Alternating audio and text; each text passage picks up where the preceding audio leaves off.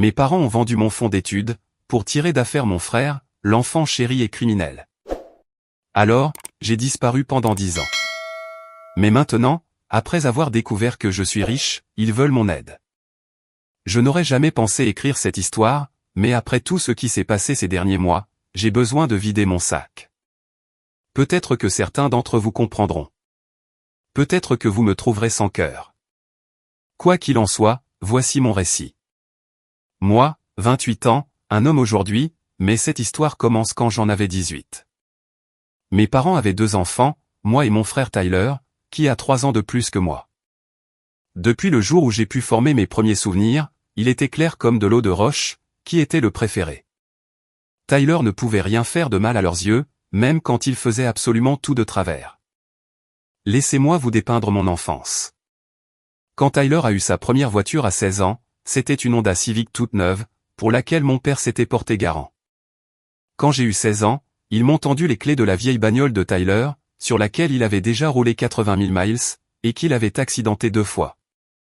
Quand Tyler a voulu jouer au football américain, ils lui ont acheté tout l'équipement, l'ont conduit à chaque match, et ont fait encadrer son maillot à la fin de la saison. Quand j'ai été inscrit au tableau d'honneur, 3 semestres de suite, maman a simplement dit « C'est bien, chérie », sans même lever les yeux de son téléphone. Mais la vraie différence n'était pas dans ce qu'ils nous donnaient. Elle résidait dans ce qu'ils excusaient. Tyler a commencé à avoir des ennuis dès le collège. Des petites choses, au début. Sécher les cours, répondre aux professeurs, se faire suspendre. Maman et papa débarquaient dans le bureau du directeur, comme si Tyler était la victime d'un vaste complot. Il est juste plein de vie, disait maman. Il faut que jeunesse se passe, ajoutait papa. Pendant ce temps, moi, j'étais privé de sortie pendant une semaine, simplement pour avoir oublié de sortir les poubelles. C'est au lycée que Tyler a vraiment atteint son apogée, dans son rôle de raté fini. Il s'est fait prendre avec de l'herbe en classe de seconde, et pas seulement en train de fumer, mais en train d'en vendre, sur le parking du lycée, à des élèves de 3e. Papa a engagé un avocat, et a réussi, d'une manière ou d'une autre, à convaincre le conseil de discipline que Tyler aidait juste d'autres jeunes à se sentir plus à l'aise, dans un nouvel environnement. L'avocat a coûté 3 000 $. L'année de première a apporté son lot, avec une arrestation pour vandalisme. Tyler ne s'est pas contenté de taguer la mascotte du lycée rival. Il a forcé leur vitrine à trophées, a peint à la bombe chaque trophée un par un, puis a pris des selfies à côté de son œuvre, pour les posters sur Instagram. Le district scolaire a exigé 8 000 $ de dommages et intérêts. Papa a engagé un avocat encore meilleur pour 5 000 $, et a réussi à faire réduire la peine à des travaux d'intérêt général, que Tyler n'a d'ailleurs jamais terminé. Mais mon incident préféré reste celui qui a failli le faire renvoyer, en terminale. Tyler a organisé une fête, pendant que nos parents rendaient visite à mon grand-père malade. Et pas n'importe quelle fête. Il a fait payer l'entrée, a engagé un DJ, et a transformé notre maison en véritable boîte de nuit. Les voisins ont appelé les flics, après que quelqu'un a défoncé leur clôture avec sa voiture, en essayant de se garer. Quand la police a débarqué, ils ont trouvé 3 mineurs inconscients, un sous-sol inondé parce que quelqu'un avait cassé le chauffe-eau, et Tyler évanoui sur le toit, sans aucun souvenir de la façon dont il y était arrivé. Les dégâts matériels s'élevaient à plus de 12 000 $. Papa a contracté une deuxième hypothèque, pour couvrir les frais. En terminale, il a tout juste obtenu son diplôme, car il passait plus de temps à faire la fête qu'à étudier. Mais, curieusement, mes parents lui ont quand même organisé une immense fête de remise de diplôme, et se sont vantés auprès de tout le monde d'être si fiers de lui. Ils ont loué la salle des anciens combattants, et invité 200 personnes, pour célébrer le fait que Tyler avait surmonté ses difficultés. Moi, j'ai reçu une carte cadeau de 20 $ chez Barnes & Noble, quand j'ai obtenu mon diplôme avec mention. Pendant tout ce temps, je travaillais d'arrache-pied. J'avais un emploi à temps partiel dans une épicerie, je maintenais une moyenne de 19/20, et j'économisais chaque centime pour l'université. Voyez-vous, mes grands-parents maternels avaient ouvert des comptes d'épargne pour les études, pour Tyler et pour moi, quand nous étions petits. Rien d'énorme, mais au moment de mes 18 ans, mon compte avait atteint environ 23 000 $. En combinant cela avec l'argent de mon travail, et quelques bourses d'excellence que j'avais décrochées, je pouvais me permettre d'aller dans une bonne université d'État, pour étudier l'informatique. Le fonds d'études de Tyler, lui, avait disparu dès sa deuxième année de lycée, entièrement dépensée en frais d'avocat et de justice. Mais cela ne posait pas de problème selon mes parents, parce que Tyler n'était pas fait pour les études de toute façon, et qu'il rejoindrait probablement l'entreprise de construction de papa. Ce qu'ils oubliaient de préciser, c'est que l'entreprise de construction de papa peinait à survivre, justement parce que Tyler n'arrêtait pas de leur faire perdre des contrats. Il est en effet difficile de maintenir des relations professionnelles, quand votre fils se pointe ivre sur les chantiers, déclenche des bagarres avec les sous-traitants, et vole des matériaux pour les revendre afin d'acheter de la drogue. Oui, cette dernière partie a été découverte lors de sa deuxième arrestation, en classe de première. Mais j'anticipe. Laissez-moi vous parler de la nuit qui a tout fait basculer. C'était en mars, pendant mon année de terminale. Je venais d'être accepté à l'université d'État, avec une bourse d'études partielles. J'étais sur un petit nuage. Enfin, mon travail acharné portait ses fruits. J'allais étudier l'informatique, fuir cette maison toxique, et bâtir ma propre vie. Je suis rentré de mon service à l'épicerie vers 22h, pour trouver mes parents assis à la table de la cuisine avec Tyler. Il avait une mine affreuse. Les yeux injectés de sang, une barbe naissante, et cette pâleur si particulière, qui vient après avoir passé 48 heures dans la cellule de dégrisement du comté. C'était sa 3e arrestation pour conduite en état d'ivresse. Et cette fois-ci, il avait enroulé sa voiture autour d'un poteau téléphonique. Dieu merci, il n'a tué personne. Mais la voiture était bonne pour la casse, et son taux d'alcoolémie atteignait presque le double de la limite légale. Maman pleurait, papa faisait les 100 pas, et Tyler était assis là, avec ce regard de défi sur le visage, comme si le monde entier lui devait quelque chose. Il faut qu'on parle, a dit papa, en me voyant. Je me suis assis, portant toujours mon uniforme d'épicier, qui sentait le rayon charcuterie. Tyler s'est mis dans de beaux draps, a commencé papa. Cette 3e conduite en état d'ivresse, c'est un crime fédéral. Il risque de faire de la vraie prison, à moins que nous ne lui trouvions le meilleur avocat du comté. D'accord, ai-je dit, sans trop comprendre en quoi cela me concernait. Combien coûte son avocat? Maman et papa ont échangé un regard. Cela aurait dû être mon premier signal d'alarme. 25 000 $, a murmuré papa. Le chiffre m'a frappé en plein visage, comme une gifle. 25 000 $. C'était plus que la totalité de mon fonds d'études. C'est beaucoup, ai-je réussi à articuler. Nous ne les avons pas, a dit maman, la voix brisée par les larmes. L'entreprise est en difficulté. Nous avons déjà hypothéqué la maison 2 fois, pour payer les précédents frais de justice de Tyler, et... Ai-je insisté, même si une part malsaine de moi savait déjà exactement où tout cela menait. Papa s'est raclé la gorge. Nous devons utiliser ton fonds d'études. Le silence est tombé dans la pièce, seulement troublé par le ronronnement du réfrigérateur. Je les ai fixés, attendant la chute, le fameux « c'est une blague ». N'importe quoi, pour m'indiquer qu'il s'agissait d'une plaisanterie d'un goût douteux. Mon fonds d'études, ai-je répété, très lentement. C'est juste temporaire, s'est empressé d'expliquer maman. Dès que Tyler se sera remis sur pied, et que les affaires reprendront, nous te rembourserons, avec des intérêts. Nous le promettons. Tyler a fini par prendre la parole. Allez, petit frère. La famille doit se serrer les coudes, non? En plus, tu es intelligent. Tu trouveras bien un autre moyen de payer tes études. Moi, je risque 5 ans de prison, si on ne règle pas ce problème. J'ai dévisagé cette personne, qui partageait mon ADN. Ce jeune homme de 21 ans, qui n'avait jamais gardé un emploi plus de 3 mois, qui avait coûté à notre famille des dizaines de milliers de dollars en frais d'avocat et en dommages matériels, et qui était assis là, agissant comme si je lui étais redevable de quoi que ce soit. Non, ai-je répondu.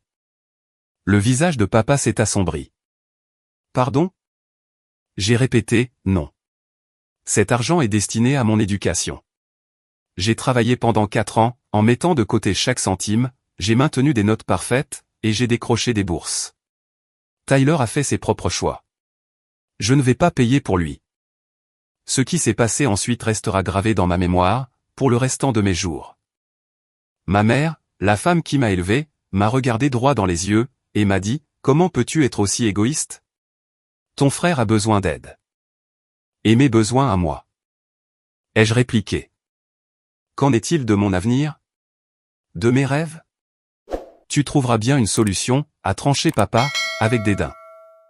Tu t'en sors toujours. Tyler n'a pas tes avantages.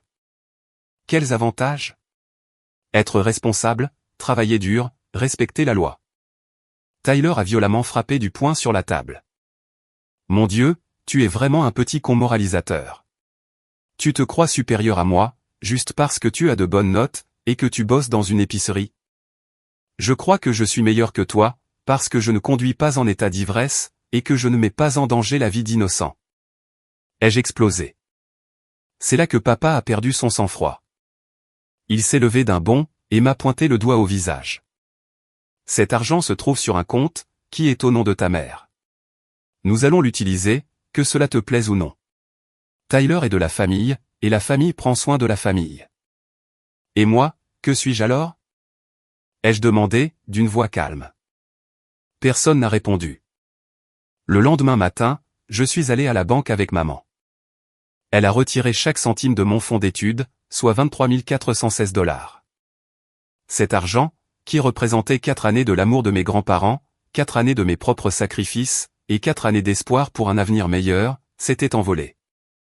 Juste comme ça.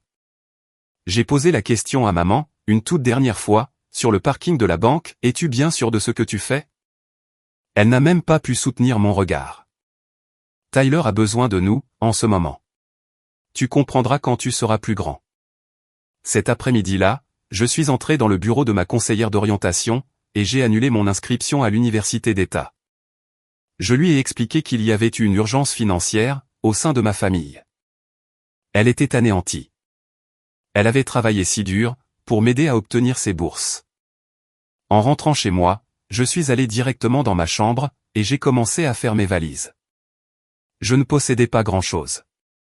Travailler à temps partiel pendant 4 ans, en mettant de côté chaque dollar pour l'université, ne laisse pas beaucoup de marge pour accumuler des biens matériels. Tyler était affalé dans le salon, en train de jouer aux jeux vidéo, comme si de rien n'était. Merci, frérot, m'a-t-il lancé, sans quitter son écran des yeux. Je te rembourserai. C'est promis. Je n'ai pas répondu. Le soir, pendant le dîner, papa m'a demandé, alors, c'est quoi ton plan maintenant, pour l'université? Je trouverai bien une solution, ai-je répondu, en lui renvoyant ses propres mots en pleine figure. Maman avait l'air mal à l'aise. Peut-être que tu pourrais prendre une année sabbatique, et économiser à nouveau. Bien sûr, ai-je rétorqué. Je vais simplement mettre de côté 25 000 $ de plus, en travaillant dans une épicerie pour 8,50 $ de l'heure. Ça ne devrait me prendre qu'environ 6 ans, à condition que je ne mange pas, et que je ne paie aucun loyer. Ne sois pas si dramatique, a lâché papa. Cette nuit-là, j'ai pris une décision, qui allait définir la décennie suivante de ma vie. J'en avais fini d'être l'enfant responsable, qui se faisait arnaquer justement parce qu'il était responsable. J'en avais fini d'être l'enfant dont on se soucie toujours après coup. J'en avais terminé avec tout ça. Il me restait environ 3 200 $, sur mon compte courant. De l'argent que j'avais mis de côté, pour acheter mes manuels scolaires et équiper ma chambre universitaire. Ce n'était pas une fortune, mais c'était suffisant pour me payer un aller simple en bus Greyhound, en direction de San Francisco, et pour survivre un mois environ, en faisant très attention. Je suis parti un mardi matin, pendant que tout le monde était de sortie. Maman était à son club de lecture. Papa était au travail. Et Tyler était très certainement en train de cuver une énième gueule de bois. J'ai rangé tout ce qui avait de la valeur à mes yeux dans 2 sacs de sport, j'ai laissé la clé de la maison sur mon bureau, et j'ai franchi la porte de cette maison, pour ne plus jamais y revenir. Je n'ai pas laissé de mots. Je n'ai fait aucun adieu. J'ai tout simplement disparu. Les 2 premières années à San Francisco ont été les plus difficiles de mon existence. J'ai dormi sur des canapés, j'ai séjourné dans des auberges, et j'ai dormi dans ma voiture, une Honda à 800 $ avec plus de 200 000 miles au compteur, quand je ne pouvais rien me payer d'autre. Cette voiture, d'ailleurs, était un cauchemar d'un genre très particulier. Le chauffage ne fonctionnait, que si l'on frappait le tableau de bord, à un endroit bien précis. La portière passager devait impérativement s'ouvrir de l'extérieur, et le moteur émettait un gémissement de baleine à l'agonie, à chaque fois que je le démarrais. Mais cette voiture était à moi, ce qui était déjà beaucoup plus que ce que je pouvais dire, pour n'importe quelle autre chose dans ma vie, à cette époque. J'ai exercé tous les petits boulots que vous pouvez imaginer. Plongeur dans un dîner ouvert 24h24, où le cuisinier m'a appris bien plus de gros mots en espagnol, que je n'en connaissais en anglais.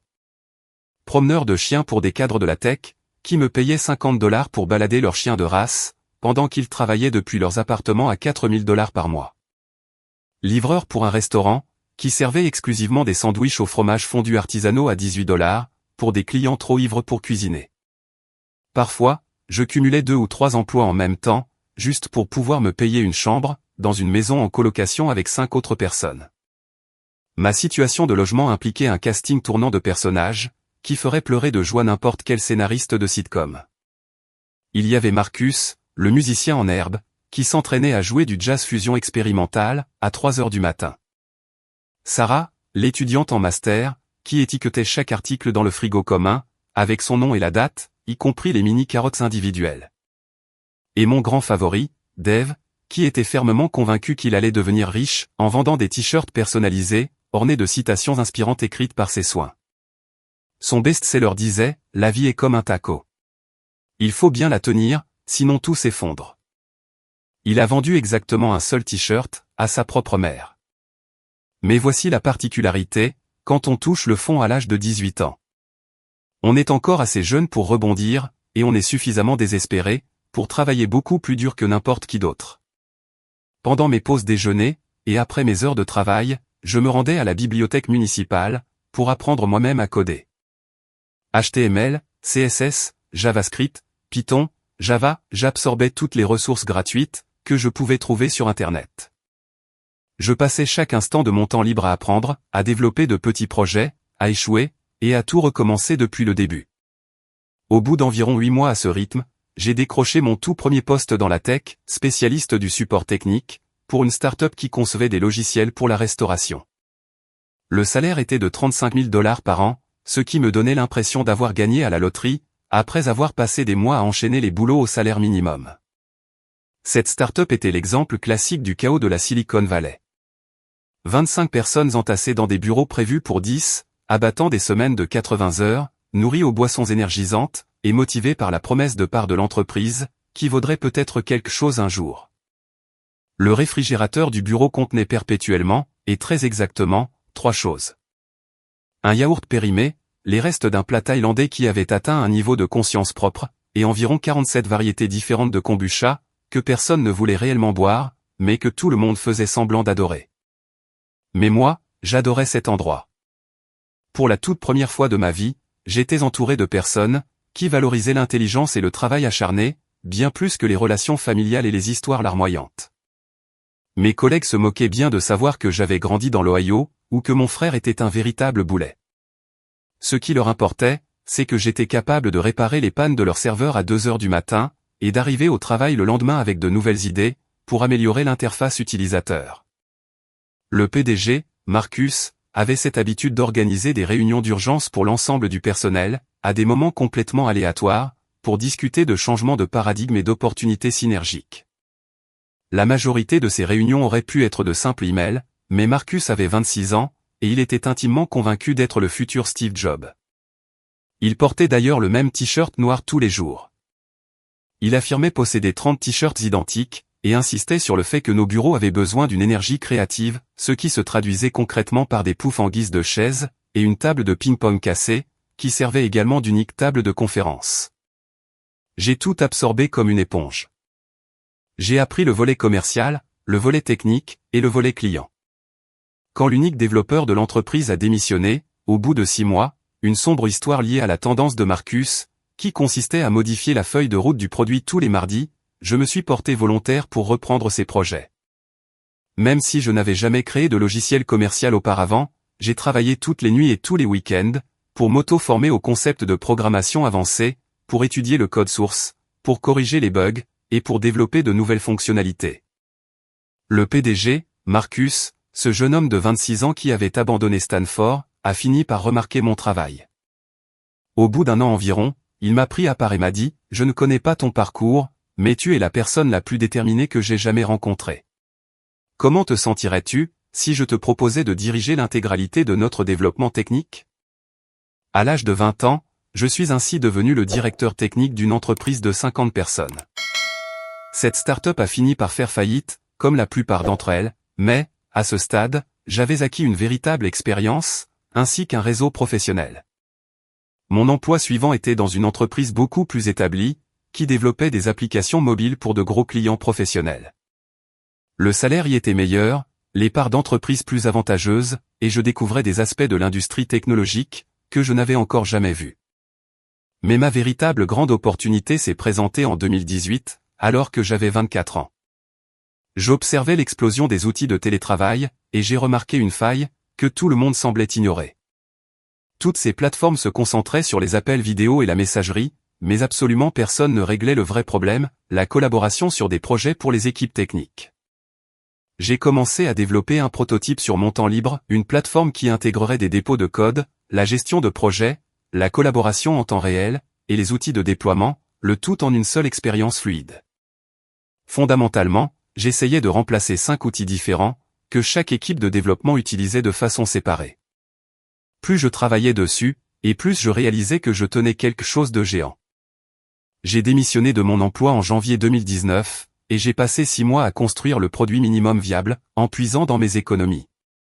Quand je me suis retrouvé à court d'argent, je suis devenu freelance la journée, pour payer mon loyer, et je codais la nuit. Je me nourrissais de nouilles instantanées et de café, je dormais peut-être 4 heures par nuit, et je n'étais probablement pas la meilleure compagnie qui soit, durant tous ces mois. Mais, en juillet 2019, je tenais enfin quelque chose de fonctionnel.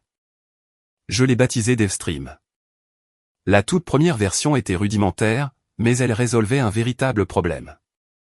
J'ai contacté chaque développeur que j'avais croisé dans ma vie, et je leur ai demandé de l'essayer. En l'espace d'un mois, je comptais 200 utilisateurs. En 3 mois, j'en avais 2000. À la fin de l'année 2019, j'avais atteint les 15 000 utilisateurs, et j'avais généré mes tout premiers revenus. C'est à ce moment-là, que les sociétés de capital risque ont commencé à m'appeler. Je vous épargnerai les détails fastidieux des levées de fonds. C'est à peu près aussi amusant que ça en a l'air. Mais en mars 2020, j'avais réussi à lever 2,5 millions de dollars, en financement de série A. Le timing s'est avéré parfait. Le Covid a frappé le monde. Le télétravail a littéralement explosé, et soudainement, toutes les entreprises de la planète ont eu besoin de meilleurs outils, pour gérer leurs équipes à distance. DevStream est passé de 15 000 utilisateurs, à 150 000 utilisateurs, en seulement 6 mois. À la fin de l'année 2020, nous avions franchi la barre des 500 000 utilisateurs, et j'embauchais de nouveaux employés, beaucoup plus vite que je ne pouvais les intégrer. En 2021, nous générions 50 millions de dollars de revenus annuels. En 2022, nous étions devenus rentables, et je recevais des offres de rachat à l'appel. Mais je n'ai pas vendu. DevStream était mon bébé. C'était la chose que j'avais bâtie à partir de rien, quand je n'avais moi-même rien du tout. À la place, j'ai organisé une levée de fonds de série B, qui a valorisé l'entreprise à 400 millions de dollars. Et moi, le gamin dont on avait volé le fonds d'études, pour sortir de prison son frère ivrogne, je pesais désormais environ 200 millions de dollars, sur le papier. Mais voici la vérité sur le succès. Cela ne ressemble en rien, à ce que l'on imagine, quand on en rêve depuis tout en bas de l'échelle. C'est gratifiant, bien sûr, mais cela se résume surtout à beaucoup plus de travail, et à énormément de responsabilités. J'étais extrêmement fier de ce que j'avais bâti, mais je ne le faisais plus du tout, pour prouver quoi que ce soit à ma famille. À ce stade de ma vie, il me semblait n'être que des personnages, issus de l'histoire de quelqu'un d'autre. Ce qui m'amène au mois dernier. J'étais dans mon bureau, dans le centre de San Francisco, en train de passer en revue les chiffres du trimestre avec mon directeur financier, quand mon assistante a frappé à la porte. « Vous avez un appel », m'a-t-elle annoncé. « Quelqu'un qui prétend être votre mère. » Je n'avais pas adressé la parole à ma famille, depuis plus de 9 ans. Pas un seul mot. Ils n'avaient absolument aucune idée d'où je me trouvais, de ce que je faisais de ma vie, ou même si j'étais encore en vie. J'avais changé de numéro de téléphone, j'avais déménagé à de multiples reprises, et j'avais construit l'intégralité de ma vie d'adulte, en partant de zéro, sans eux. Dites-lui que je ne suis pas disponible, lui ai-je répondu. Mais les appels ont continué, tous les jours, pendant une semaine entière. Parfois ma mère, parfois mon père, et même Tyler en personne, une fois. Je les ai tous ignorés, systématiquement. Et puis, l'article du magazine Forbes est sorti. Leur classement des 30 de moins de 30 ans, mettant en lumière le PDG sans diplôme, qui révolutionne le télétravail. Ils avaient réalisé un portrait complet sur moi, et sur mon entreprise DevStream. Des photos, l'histoire de mon parcours, la totale. Ils y mentionnaient que je venais d'une petite ville de l'Ohio, que j'avais abandonné mes projets universitaires, pour m'installer à San Francisco, et que j'avais fondé une société de 400 millions de dollars, en partant de rien. L'article est devenu viral, dans les cercles de la technologie. En moins de 24 heures, il était partagé partout, sur tous les réseaux sociaux. C'est exactement comme ça, que ma famille m'a retrouvé. Le lendemain matin, mon assistante m'a informé, qu'il y avait 3 personnes dans le hall d'accueil, qui affirmaient être ma famille, et qui exigeaient de me voir. Je vais être totalement honnête avec vous, une part de moi était curieuse. Cela faisait 9 ans. Que me voulait-il? À quoi ressemblait-il, aujourd'hui? Tyler avait-il fini par grandir et mûrir? Mes parents s'étaient-ils seulement demandé, un jour, s'ils avaient fait le bon choix? Faites monter, lui ai-je répondu. 5 minutes plus tard, la porte de mon bureau s'est ouverte, et ma famille est entrée. Ils avaient vieilli, de toute évidence. Papa avait les cheveux gris, et il avait pris du poids. Maman avait beaucoup plus de rides, et elle portait des vêtements, qui donnaient l'impression d'avoir été achetés chez Target. Et Tyler. Tyler ressemblait exactement à ce qu'il était en réalité, un homme de 30 ans, qui n'avait jamais eu besoin de grandir. L'air négligé, hors de forme, portant un jean, et une chemise boutonnée toute froissée, qui résultait probablement d'une tentative de dernière minute de maman, pour lui donner un air présentable. Ils sont restés plantés là, à regarder mon bureau avec la bouche grande ouverte. Des baies vitrées allant du sol au plafond, avec une vue imprenable sur la baie, des meubles luxueux, et des murs couverts de récompenses et de brevets. Ce n'était clairement pas la vie de quelqu'un, qui s'était simplement débrouillé, après s'être fait voler son fonds d'études. C'était la vie de quelqu'un, qui avait réussi, bien au-delà de leur imagination la plus folle. Mon Dieu, a murmuré maman. Est-ce que tout cela t'appartient? C'est mon entreprise. Oui, ai-je répondu, sans même me lever de mon fauteuil. Que me voulez-vous? Papa s'est raclé la gorge. Nous avons lu l'article. Nous n'avions absolument aucune idée que tu réussissais aussi bien. Vous n'aviez aucune idée de ce que je faisais, tout court, ai-je corrigé. Vous n'avez jamais pris la peine d'essayer de le savoir. Nous avons essayé, a rétorqué maman, avec précipitation. Après ton départ, nous avons essayé de te retrouver. Nous avons signalé ta disparition à la police. Nous avons engagé un détective privé. Pendant combien de temps? Un grand silence a suivi. Pendant combien de temps m'avez-vous cherché? Ai-je insisté. Environ 6 mois, a fini par avouer papa. Le détective nous a dit, que tu referais probablement surface, quand tu serais prêt. Et nous n'avions plus les moyens de continuer à le payer, c'est bien ça? Vous n'aviez plus les moyens. Vous aviez besoin de cet argent, pour la prochaine facture d'avocat de Tyler, j'en suis certain. Tyler a enfin pris la parole. Allez, mec. C'est pas juste. On s'est fait un sang d'encre pour toi. J'ai ri. J'ai véritablement éclaté de rire. Un sang d'encre? Tyler, tu m'as remercié d'avoir sacrifié mon fonds d'études, puis tu es retourné jouer à tes jeux vidéo. Tu étais seulement inquiet pour ta prochaine dose, pas pour moi. Le silence est de nouveau retombé sur la pièce. À travers les immenses fenêtres, je pouvais observer la ville de San Francisco, grouillante de vie, tout en bas. Des gens qui se rendaient au travail, qui bâtissaient leur vie, et qui poursuivaient leurs rêves, exactement comme je l'avais fait.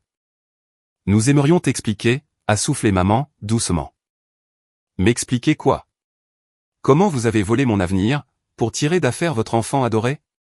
Comment vous avez privilégié son confort, au détriment de mes propres rêves? Comment vous ne m'avez jamais demandé, pas même une seule fois, si j'étais d'accord de sacrifier mon éducation, pour régler ses frais d'avocat? Nous allions te rembourser, a protesté papa. Quand? Cela fait presque 10 ans. M'avez-vous remboursé le moindre centime? De nouveau, un lourd silence. Au fait, comment va Tyler? Ai-je demandé. Est-ce que cet avocat si coûteux a servi à quelque chose? A-t-il repris sa vie en main? Est-il devenu sobre? A-t-il trouvé une carrière professionnelle? Je connaissais déjà toutes les réponses, rien qu'en lisant sur leur visage. Tyler a remué sur ses pieds, visiblement mal à l'aise. J'ai eu quelques rechutes, mais je vais mieux maintenant. Je suis clean depuis 6 mois. Toutes mes félicitations. Et en ce qui concerne le travail? Je suis entre 2 emplois, en ce moment. Depuis combien de temps? Environ 8 mois. Donc, tu es au chômage depuis plus longtemps, que tu n'es sobre. C'est un certain progrès, j'imagine. Maman avait l'air d'être sur le point d'éclater en sanglots. Nous savons que nous avons commis des erreurs. Nous savons que nous t'avons blessé, mais tu es notre fils, et tu nous as manqué tous les jours. Manqué au point que vous avez abandonné les recherches, au bout de 6 petits mois. Nous ne savions pas quoi faire d'autre, a-t-elle murmuré. Je me suis levé, et j'ai marché jusqu'à la fenêtre, contemplant cette ville qui m'avait offert tout ce que ma famille n'avait jamais pu me donner. Des opportunités, une réussite basée sur le mérite, et des personnes qui valorisaient ce que l'on apportait, et non nos liens de sang. Pourquoi êtes-vous venu ici? Ai-je demandé, sans même me retourner. Nous voulons renouer les liens, a répondu papa. Nous te voulons de retour dans nos vies. Nous voulons redevenir une famille. Je me suis retourné, et je les ai fixés intensément. Ces 3 personnes, qui avaient façonné toute mon enfance, qui m'avaient fait me sentir si inutile et si invisible, et qui m'avaient appris que l'amour était conditionnel, et que les parents avaient des favoris. Quelle est la situation financière, à la maison? Ai-je demandé. Papa a cligné des yeux. Comment ça? Vos finances. Tyler est au chômage. Vous avez tous les deux la soixantaine. L'entreprise de construction est probablement en difficulté. Quelle est votre situation réelle? Nous nous débrouillons, a prudemment répondu maman. Comment est la situation de logement de Tyler? Ai-je insisté. Il vit toujours chez vous. C'est temporaire, a marmonné Tyler. Temporaire, pour combien de temps? 6 mois? 2 ans? 5 ans? C'est compliqué, a éludé papa. J'ai hoché la tête. Et puis, vous avez vu cet article de Forbes, qui racontait que je pesais 200 millions de dollars, et vous vous êtes dit, qu'enfin, votre jour de chance était arrivé. Ce n'est pas pour cela que nous sommes ici, s'est défendu maman. Mais elle refusait obstinément de croiser mon regard. Ah, vraiment? Vous ne vous êtes pas posé de questions à mon sujet pendant 9 ans, mais dès qu'un magazine mentionne que je suis riche, soudainement, vous éprouvez le besoin de renouer les liens.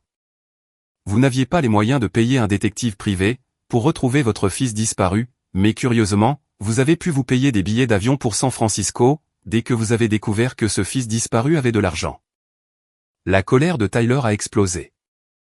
Certaines choses ne changent décidément jamais. Écoute, on a compris le message. Tu as réussi, maintenant. Tu n'as plus besoin de nous. Mais nous restons ta famille. Ah oui? Ai-je répliqué. Parce qu'au sein d'une famille, on ne se vole pas entre soi. Dans une famille, on ne s'abandonne pas mutuellement. Dans une famille, on ne choisit pas de favoris, en laissant l'autre enfant se débrouiller tout seul avec ses problèmes. Nous ne t'avons jamais abandonné. A protesté maman. Vous avez détruit mon avenir, simplement pour arranger les affaires de Tyler. Comment appelleriez-vous ça, alors? Papa a fait un pas en avant. Nous avons fait une erreur. Nous le savons pertinemment, aujourd'hui. Mais Tyler risquait la prison ferme, et moi, je risquais de perdre mon éducation. Mais une seule de ces 2 choses avait de l'importance, à vos yeux. Nous pensions sincèrement que tu rebondirais, s'est justifié papa, d'un ton désespéré. Tu as toujours été si débrouillard, si intelligent. Nous savions que tu t'en sortirais. Je m'en suis sorti, en effet. Mais ce n'est certainement pas grâce à vous. Et, s'en sortir dans la vie, et agir comme une vraie famille, ce sont 2 choses bien différentes. Le silence s'est réinstallé dans la pièce, couvert seulement par le léger souffle de la climatisation, et le bruit lointain de la circulation, en contrebas. Finalement, maman a abattu sa toute dernière carte. Nous t'aimons. Nous t'avons toujours aimé. Nous sommes conscients d'avoir commis des erreurs, mais tu restes notre fils. Est-ce que cela ne compte donc pour rien? J'ai minutieusement étudié son visage, à la recherche de la moindre trace de sincérité, d'un véritable remords. À la recherche du moindre signe, qui m'indiquerait qu'il s'agissait d'autre chose, que d'une simple histoire d'argent. Mais tout ce que j'ai pu y lire, c'était un profond désespoir. De combien d'argent avez-vous besoin? Ai-je demandé, d'une voix très calme. Tous les trois se sont regardés, d'un air entendu. Je suis désolé, a murmuré papa. Vous n'êtes pas venu ici, juste pour renouer le contact. Vous êtes venu ici, parce que vous avez désespérément besoin d'argent. Tyler a probablement accumulé de nouvelles factures d'avocat, des frais médicaux, ou des dettes de jeu. Vos économies pour la retraite se sont envolées. La maison est hypothéquée jusqu'au cou. Vous êtes au bord de la faillite, ou pire encore. Alors, dites-moi, de combien avez-vous besoin? Le silence s'est étiré, semblant durer une éternité. Tyler a craqué le premier. Les temps ont été très durs, depuis l'accident de papa. Quel accident? Il est tombé d'un toit, l'année dernière, a expliqué maman. Il s'est gravement blessé au dos. Il ne peut plus du tout travailler dans la construction. L'assurance accident du travail ne couvre pas la totalité des frais, et avec les factures médicales. De combien avez-vous besoin? Ai-je répété, fermement. De 80 000 $, a soufflé papa. Entre les dettes médicales, ce que nous devons encore rembourser pour la maison, et les frais d'avocat de Tyler, pour sa dernière arrestation. Sa dernière arrestation? Je croyais que tu étais sobre. Je le suis. C'est défendu Tyler, sur la défensive. Cette arrestation date d'avant. C'est juste une vieille affaire, qui a fini par me rattraper. Je suis retourné lentement à mon bureau, et je me suis assis. Ces trois personnes me dévisageaient, avec un mélange d'espoir et de désespoir, attendant bien sagement que je règle tous leurs problèmes, d'un simple coup de chéquier. Savez-vous ce que représente la somme de 80 000 $, pour moi, aujourd'hui? Leur ai-je demandé. Ils ont hoché la tête de gauche à droite, en silence. C'est l'équivalent d'environ 6 heures de revenus, pour l'entreprise DevStream. C'est très exactement ce que je dépense, pour le budget café du bureau, en l'espace de 4 mois. Et c'est un montant bien inférieur, au prix que j'ai payé pour la montre que je porte à mon poignet. Leurs yeux se sont instantanément illuminés d'espoir. Leurs yeux brillaient. Mais, savez-vous ce que représentait 25 000 $, pour moi, quand j'avais 18 ans? Ai-je enchaîné? La lueur d'espoir a commencé à s'estomper de leur regard. C'était absolument tout ce que j'avais. C'était l'intégralité de mon avenir. C'était l'aboutissement de 4 années d'amour et de sacrifice, de la part de mes grands-parents. C'était mon unique chance de devenir quelqu'un d'autre, que ce gamin invisible originaire de l'Ohio. Et vous avez tout balayé, sans même y réfléchir à 2 fois. Nous étions totalement désespérés, a imploré maman. Moi aussi, je l'étais. Mais, bizarrement, personne ne s'est jamais soucié de mon propre désespoir. J'ai ouvert mon ordinateur portable, et j'ai affiché sur l'écran les comptes bancaires de DevStream. Des chiffres qui leur donneraient instantanément le vertige. De l'argent que j'avais gagné à la sueur de mon front, en abattant des semaines de 80 heures, en dormant sur les canapés de mes amis, et en m'enseignant à moi-même des compétences, que le système scolaire n'aurait de toute façon jamais pu me transmettre. Je pourrais vous rédiger un chèque, là, tout de suite, qui réglerait instantanément la totalité de vos problèmes, leur ai-je dit.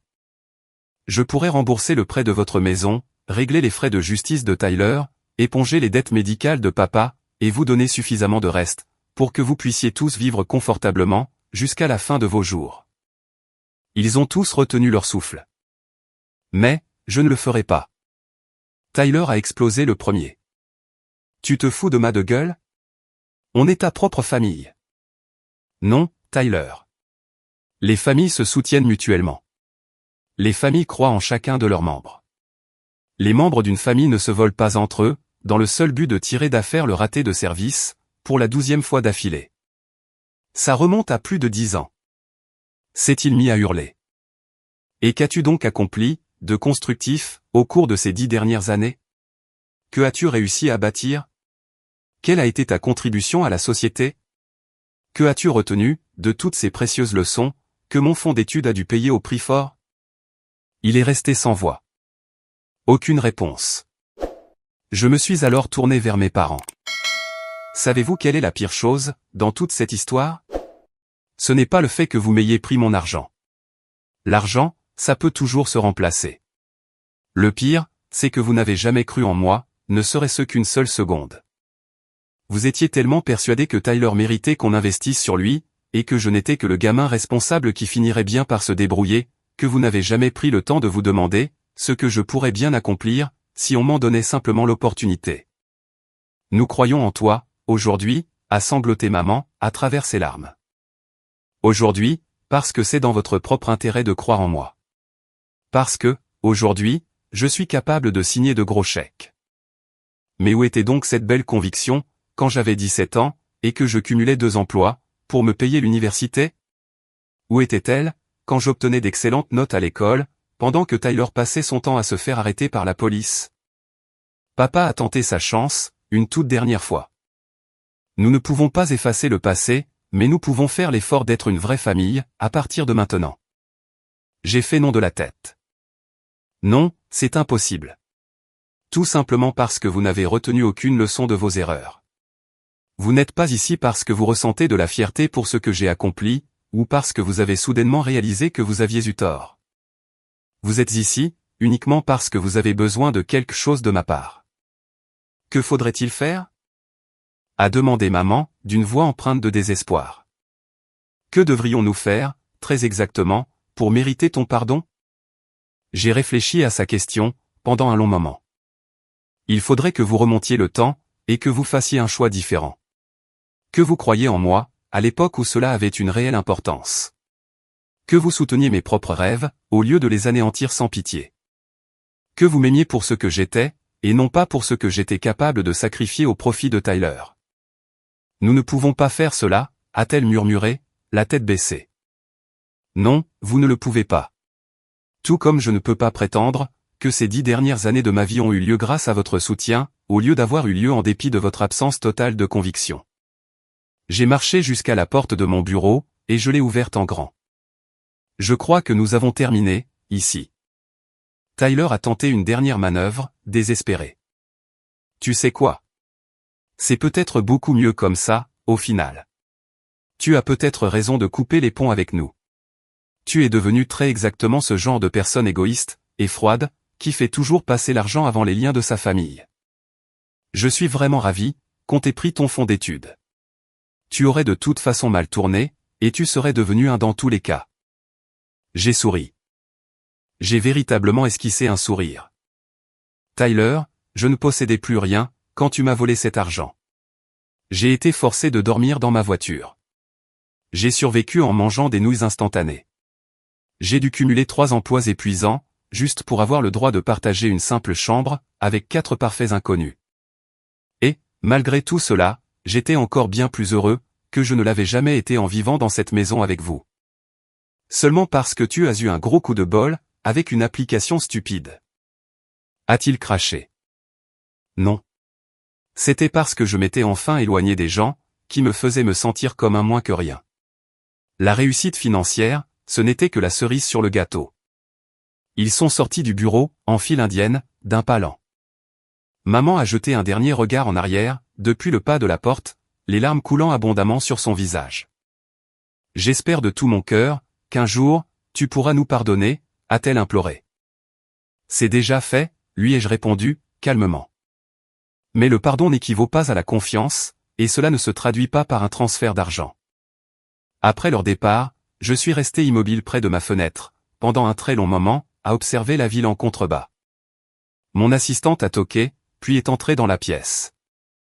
Comment est-ce que ça s'est passé? M'a-t-elle demandé, avec douceur. Elle travaillait pour moi depuis déjà 2 ans, et elle ne m'avait encore jamais vu perturbé par quoi que ce soit. Exactement comme je m'y attendais, ai-je répondu. Ils avaient seulement besoin d'argent, et non d'une véritable relation. Je suis vraiment désolé pour vous. Je me suis retourné vers mon bureau, vers cette entreprise que j'avais bâtie de mes mains, vers cette vie que j'avais créée, en partant de rien. Ne le soyez pas, lui ai-je répondu. Moi, je ne le suis pas. Cette scène s'est déroulée il y a maintenant 3 semaines.